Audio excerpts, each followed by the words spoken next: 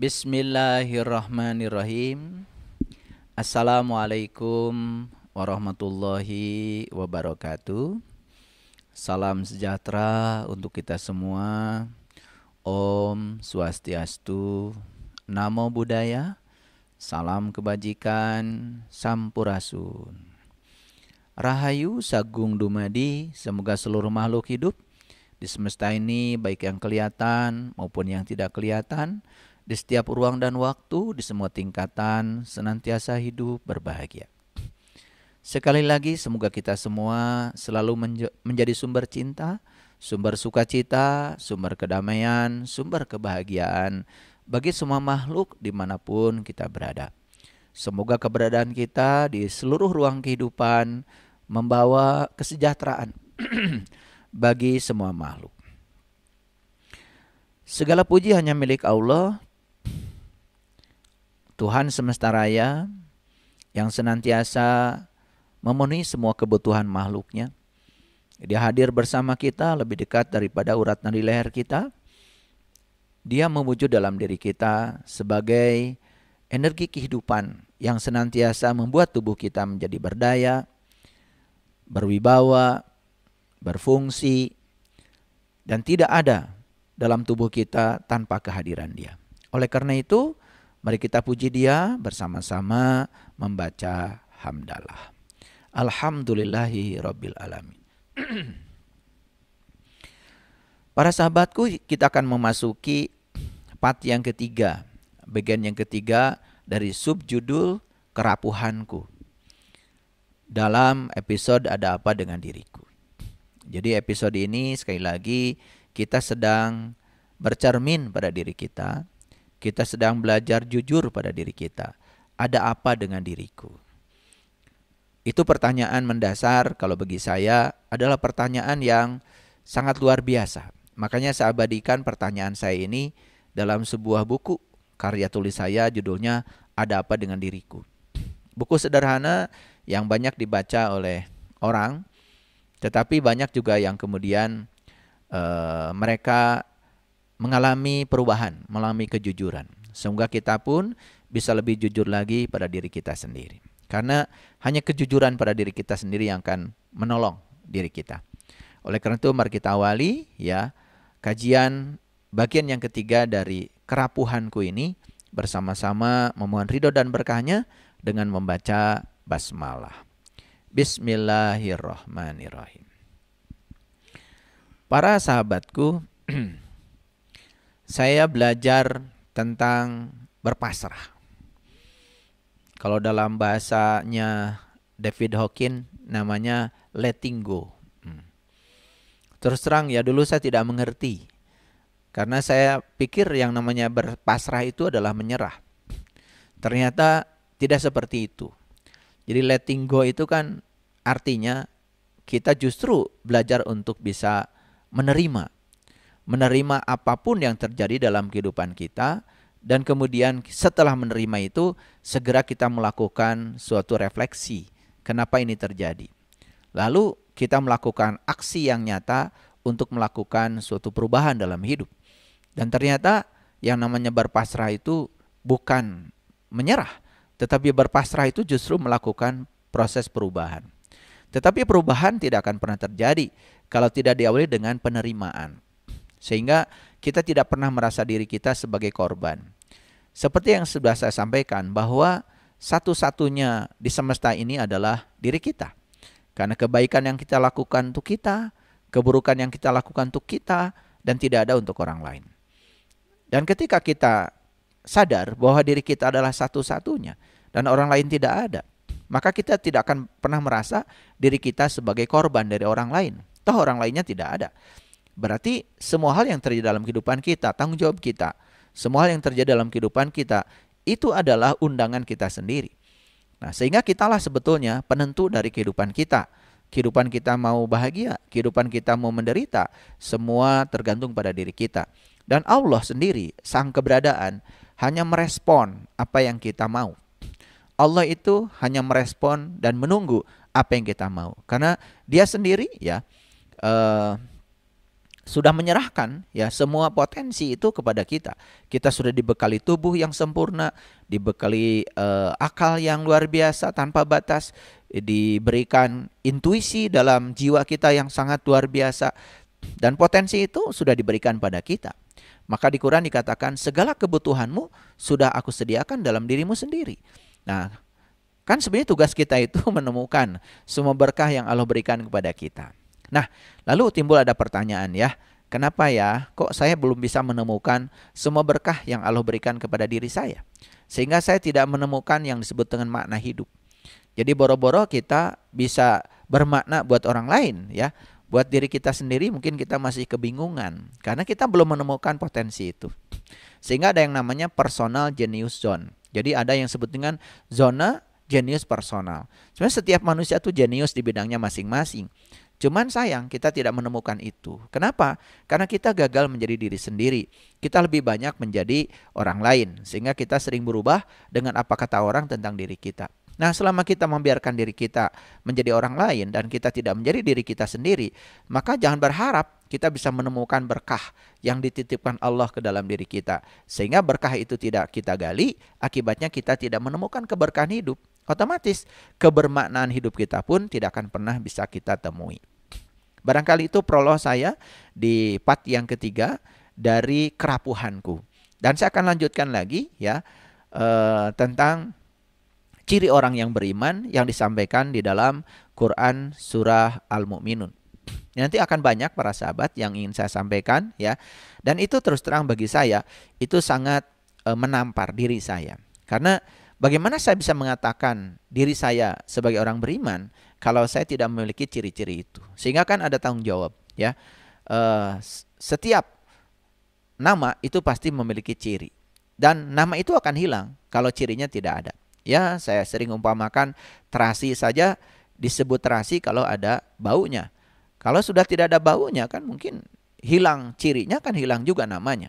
Nah, jangan sampai kita kehilangan identitas diri ya karena kita tidak memiliki ciri-ciri itu. Dan bagi saya itu sangat penting. Dan ciri itu tidak usah dipertanyakan pada siapapun. Kan ciri itu harus dipertanyakan pada diri kita sendiri. Maka saya sebut episode sekarang adalah kerapuhanku. Karena saya mengalami kerapuhan itu. Ketika saya bisa jujur pada diri sendiri, kok ciri-ciri itu tidak saya miliki pada saat itu. Dan saya berjuang keras ya untuk menutupi kerapuhan itu. Sehingga saya harus bisa meraih ciri-ciri itu. Kan tidak mungkin ya ayat-ayat suci, apalagi ayat-ayat suci yang sangat tinggi nilainya, yang difirmankan oleh Dia yang maha segalanya, melewati Rasulnya, tidak mungkin kan tanpa pesan. Tidak mungkin sekedar dibaca begitu saja. Ya, bagaimana bisa menjadi hudan kalau kita tidak bisa menggalinya? Dan itu untuk bisa menggalinya tentu saja banyak fasilitas ya. Ada tafsir-tafsir yang membantu kita ya. Tetapi juga kita harus menyelam lebih dalam lagi ya. Karena kalau kita tidak menyelam ke dalam kedalamannya, kita juga tidak akan mendapatkan mutiara dari situ. Baik para sahabatku ya, di dalam Quran surat Al-Mu'minun itu ayat yang ke-8. Ini bagi saya sangat luar biasa ya. Ini sangat menampar pribadi saya sendiri ya. Wallazinahum li amanatihim wa ahdihim raun. Orang yang beriman itu pertama ya mampu memelihara amanah-amanahnya. Yang kedua, dia tuh wa ahdihim raun. Dia juga mampu menepati janjinya. Kan timbul kalau bagi saya pertanyaan, sebetulnya apa sih yang diamanahkan Allah kepada saya? Terus apa yang harus saya tepati dari janji saya? Lalu kapan saya berjanji kepada Allah? Kan timbul pertanyaan, apakah saya sekarang sudah termasuk yang memelihara amanah? Apakah saya sudah menunaikan janjinya? Dan kenapa di Quran juga Banyak sekali kata-kata yang mengingatkan saya, ya. Hai orang-orang yang beriman, ya, penuhilah janji-janjimu. Banyak sekali, ya, perintah itu. Terus janji yang mana yang harus saya penuhi? Terus kapan saya berjanji? Saya tidak ingat gitu dengan janji saya. Ternyata begitu saya membaca beberapa ayat dalam Al-Quran tentang amanah, ya, ternyata amanah ini kan berasal dari kata dasar iman. Jadi amanah itu ada kaitan dengan iman. Makanya di dalam Quran surat Asy-Syura ayat 52 Allah menyatakan, aku telah wahyukan kepadamu ruh. Itu Allah mengatakan seperti itu, ya. Dengan perintahku. Nah, sebelum itu, ya, sebelum itu kamu tidak mengerti apa itu iman. Sebelum itu juga kamu tidak mengerti apa itu kitab. Kemudian Allah mengatakan, aku jadikan ruh itu sebagai nur atau cahaya. Maka setelah dijadikan ruh itu sebagai nur, dimanifestasikan ke dalam nur, maka kamu akan mengerti apa itu iman, apa itu kitab. Jadi berkenaan dengan iman, saya ingat lagi dengan apa yang dikatakan Nabi Muhammad. Beliau sendiri mengatakan, al-iman tasdikun bil qalbi, wa ikrarun bil lisan, wal amalun bil arkan. Jadi iman itu adalah pembenaran oleh kolbu. Nah terus kolbu itu apa? Ya. Dan di kajian sebelumnya sudah disampaikan, berdasarkan hadis qudsi, ternyata kolbu itu sendiri adalah Baitullah, rumah Allah yang sebenar. Jadi sebetulnya ya, untuk mencapai iman itu berarti kita harus melakukan perjalanan ke dalam kolbu, perjalanan ke dalam diri kita sendiri, sehingga kita bisa menemukan ya diri yang sejati. Ternyata begitu diurut ke sana, oh ternyata diri sejati kita sebetulnya asal muasalnya adalah nur. Makanya dalam kitab Syirur Asror dikatakan, ya, bahwa yang pertama Allah ciptakan sebelum Allah menciptakan alam semesta itu adalah nur, yang disebut dengan Nur Muhammad. Jadi sebetulnya, oh ternyata diri saya ini adalah nur. Jadi sebetulnya iman itu ada kaitan dengan pengenalan pada diri, sehingga kita bisa menemukan hakikat dari diri sejati kita. Nah, itu yang disebut dengan amanah. Makanya dalam Al-Quran Allah mengatakan, ya, aku telah menawarkan amanah ini kepada langit, kepada bumi, kepada gunung, dan mereka enggan untuk menerima amanah ini. Kemudian Allah mengatakan, fahamalal insan. Ya, kemudian manusialah yang tampil ke depan menyanggupi amanah ini. Ya. Tetapi di penghujung ayat itu Allah mengatakan, innahu kana doluman jahula. Sungguh manusia itu amat bodoh, ya. Amat bodoh, ya. Innahu kana doluman jahula. Jadi manusia itu amat dolim dan amat bodoh. Itu ada dua kata yang disampaikan itu. Yang pertama dolim, yang kedua adalah bodoh. Dolim ini sering diartikan aniaya. Jadi manusia itu amat aniaya dan amat bodoh. Nah, siapa manusia yang aniaya dan bodoh itu? Yang pertama tentu saja manusia yang tidak mau menerima amanah ini.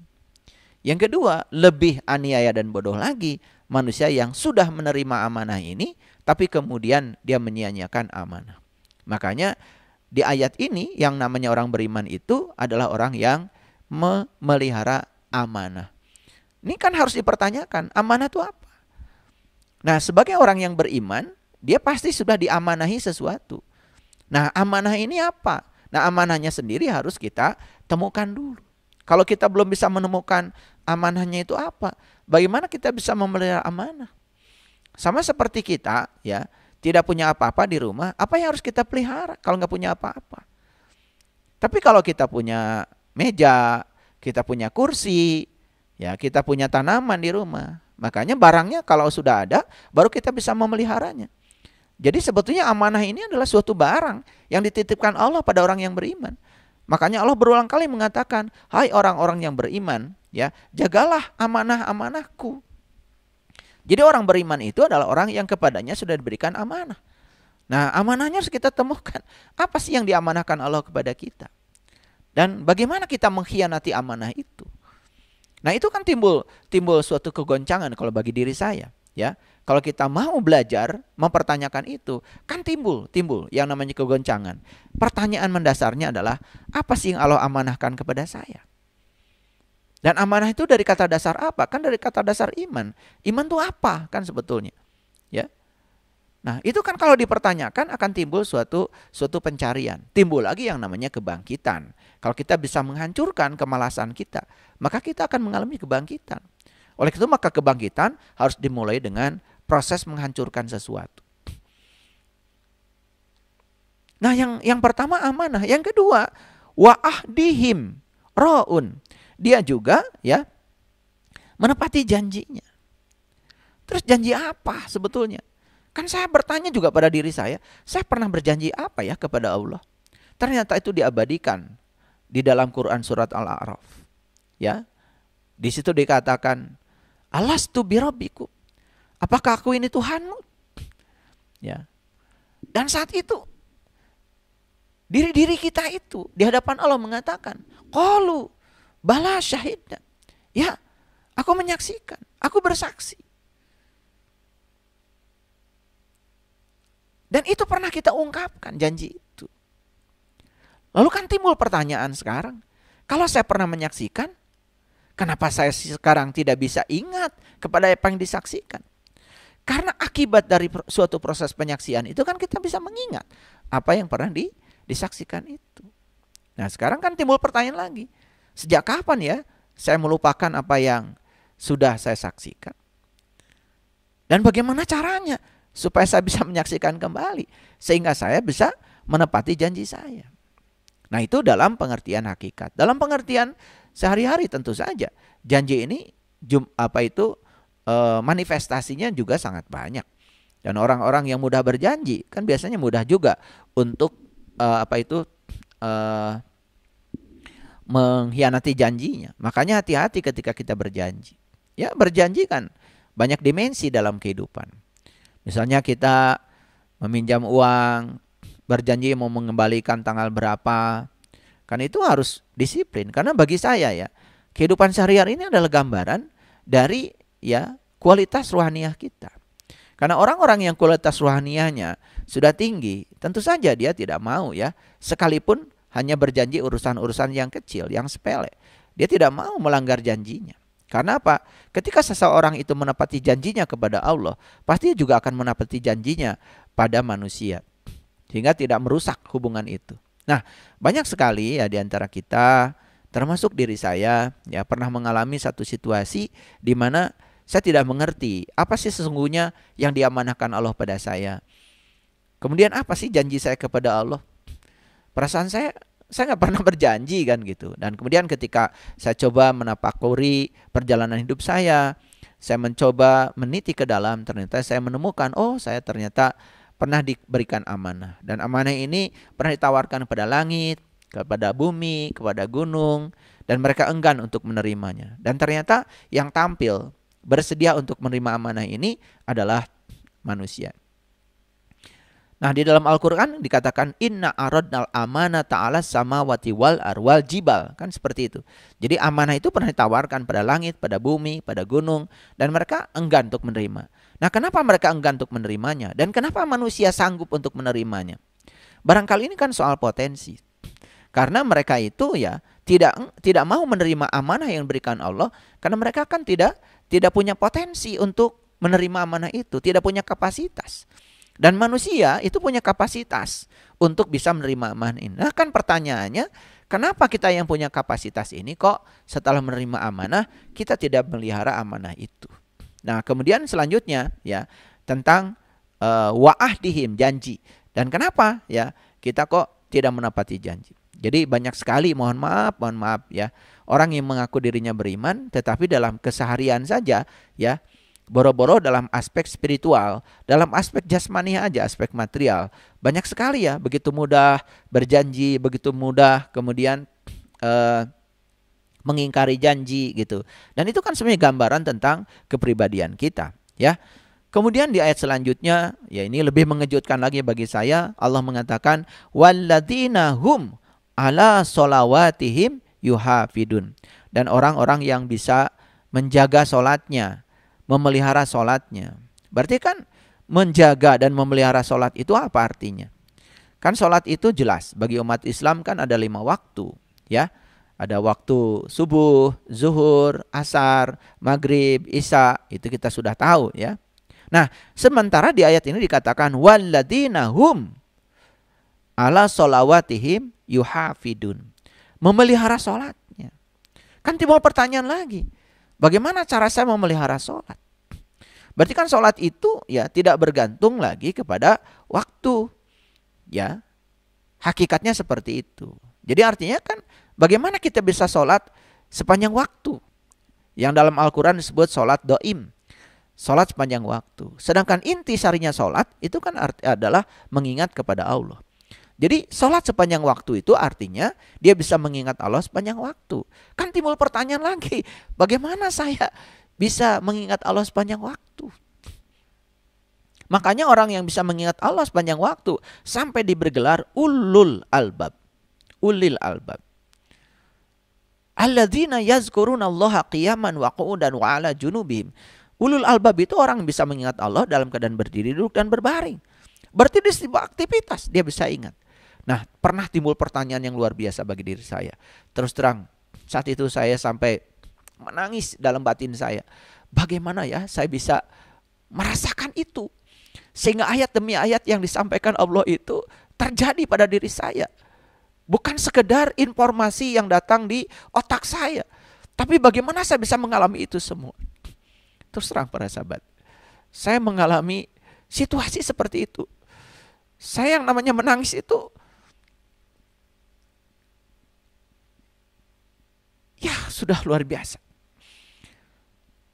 Ada kerinduan untuk bisa merasakan bagaimana ya ciri-ciri orang beriman ini ada pada diri saya, nampak pada diri saya. Bagaimana saya bisa merasakan ini sebagai suatu pengalaman pada diri saya. Terus terang saat itu baru sekedar informasi aja. Dari kecil saya diajarkan seperti ini. Dari kecil saya diajarkan ciri-ciri ini. Tapi jujur saya pernah mengalami situasi di mana saya menolak untuk bisa mengakui ini semua. Karena apa? Karena saya tidak merasakan semua ini. Timbul pertanyaan pada diri saya, bagaimana caranya agar saya bisa merasakan semua yang disampaikan Allah ini. Karena saya tahu yang disampaikan Allah ini adalah kebenaran. Bukan sekedar kata-kata. Dan saya percaya, yakin sekali. Kalau apa yang disampaikan Nabi Muhammad itu, pasti yang beliau sampaikan itu apa yang beliau alami. Timbul pertanyaan pada diri saya, bagaimana caranya ya saya bisa mengalami semua ini, bisa mengalami pengalaman ini. Sehingga Al-Quran itu menjadi hudan bagi saya. Dan Al-Quran itu menjadi bukti bagi diri saya. Karena ternyata iman itu adalah bukan sekedar kita meyakini apa yang tidak terlihat, tapi kita bisa melihat yang kita yakini pada akhirnya. Bagaimana semua ini menjadi learning to do, sehingga bisa learning to live together. Bisa membawa diri saya untuk bisa bergaul dengan orang banyak dan mereka bisa merasakan nyaman dengan kehadiran saya. Makanya dalam teori belajarnya UNESCO itu kan jelas sekali bahwa belajar itu ada 4 dimensi. Yang pertama learning to know, belajar untuk tahu. Terus terang saya pernah mengalami situasi di mana semua ini hanya sekedar informasi bagi saya. Hanya sekedar knowledge, learning to know. Kemudian bagaimana saya bisa learning to do? Bagaimana saya bisa melakukan ini semua sehingga menjadi learning to be? Saya bisa menjadi. Bagaimana ya saya bisa merasakan pengalamannya Nabi Musa? Bagaimana saya bisa merasakan pengalamannya Nabi Ibrahim? Bagaimana saya bisa merasakan pengalamannya Nabi Muhammad? Bagaimana, apakah saya bisa?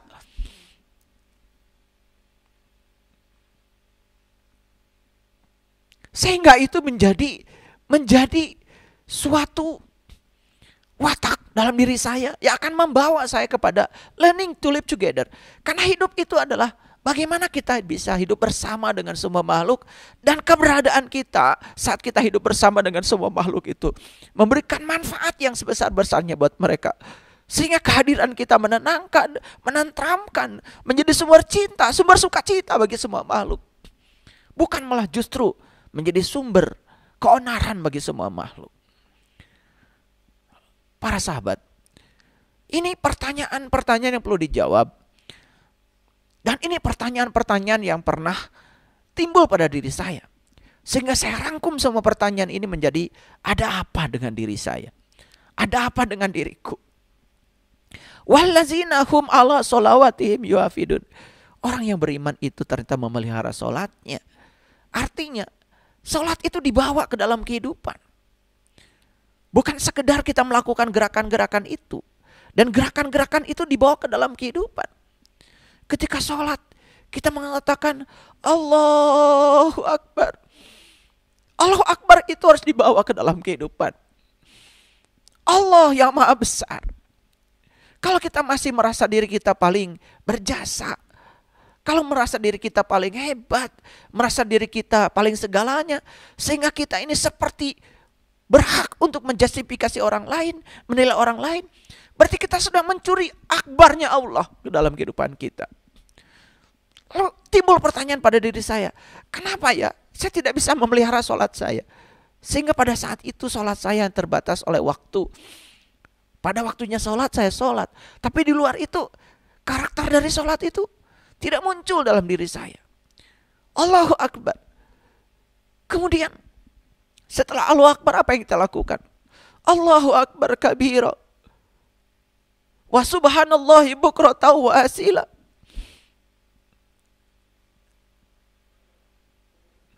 Allahu Akbar kabira. Walhamdulillahi katsira. Wa subhanallahi bukratan wa asila. Allah yang maha besar dengan segala kebesarannya. Segala puji habis buat Allah. Habis katsira. Walhamdulillahi katsira. Wa subhanallahi bukratan wa asila. Dan sucikanlah Allah pagi dan petang. Ini timbul pertanyaan. Timbul pertanyaan dari ayat ini. Dari kata-kata ini yang saya ucapkan dalam sholat. Allah yang maha besar dengan segala kebesarannya. Segala puji hanya milik Allah. Betulkah? Segala puji hanya milik Allah. Tapi saya masih senang dipuji, senang disanjung. Ketika dipuji saya terbang. Ketika dicela saya tumbang. Apakah saya sudah menyerahkan segala puji untuk Allah?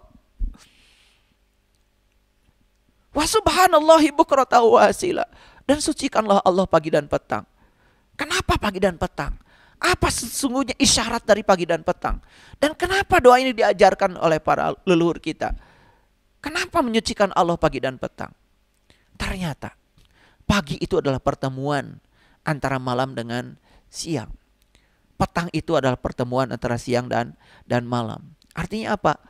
Malam dengan siang, yuk pertemukan. Ketika malam dipertemukan siang, hilang tuh semua kegelapan. Siang dipertemu dengan malam, maka kedatangan siang menghilangkan kegelapan. Artinya pagi dan petang itu secara hakikat adalah bagaimana kita bisa selalu menghadirkan cahaya dalam kegelapan. Kan sebetulnya pagi itu pertemuan antara gelap dengan terang. Petang itu pertemuan antara terang dengan gelap. Bagaimana kita bisa mempertemukan terang dengan gelap? Bagaimana bisa menghadirkan cahaya dalam setiap kegelapan? Bagaimana saya bisa menjadi sumber pendamai ketika ada cekcok? Bagaimana saya bisa menjadi air ketika ada kebakaran? Bagaimana saya bisa menjadi sumber keberkahan bagi semua makhluk? Itu janji kita dalam sholat. Allahu Akbar kabira. Walhamdulillahi katsira. Wa subhanallahi bukratan wa asila. Dan kalau ini disadari, bawa ke dalam kehidupan. Gak mungkin kita berbohong dalam kehidupan. Gak mungkin kita ingin disanjung dalam kehidupan. Gak mungkin kita merendahkan makhluk dalam kehidupan. Gak mungkin mencaci maki orang. Gak mungkin menghujat orang. Gak mungkin seperti itu. Kita bawa kesadaran ini ke dalam kehidupan. Itu baru sepenggal awal dalam bacaan sholat. Belum lagi ketika kita membaca Inni wajahtu wajhiya lilladzi fataras samawati wal ard. Aku hadapkan wajah batinku kepada Zat yang telah menciptakan langit dan bumi. Apakah betul saat sholat saya menghadapkan wajah batin saya kepada Zat yang telah menciptakan langit dan bumi? Hanifan, dengan penuh kerendahan hati. Tidak ada kesombongan lagi di sini. Wa ma ana minal musyrikin. Dan sungguh aku termasuk orang sudah bebas dari kata-kata syirik. Syirik itu menduakan Tuhan. Apakah betul saya sudah bebas dari menduakan Tuhan? Kalau guru saya mengatakan, kamu merasa ada saja.